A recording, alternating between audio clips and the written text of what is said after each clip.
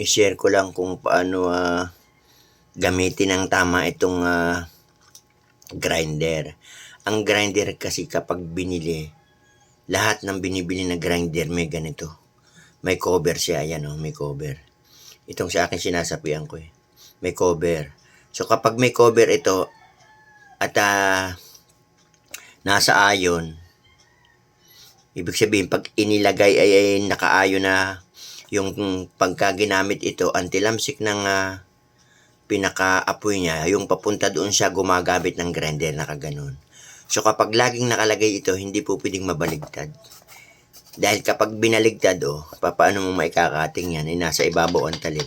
So kapag laging nakalagay itong cover niya, na nakaayon, hindi pwedeng baligtad, laging nakaganon ang pag-grinder.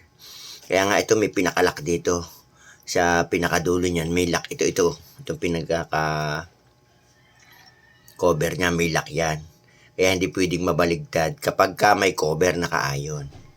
So doon sa mga baguhan, lalo't doon sa hindi pa sanay, kaya mas makakabuti na lagi nakalagay ito.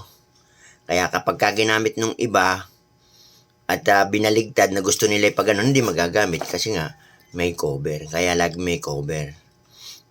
Okay, gano'n lang. Isinare ko lang lalo't doon sa mga wala pang alam.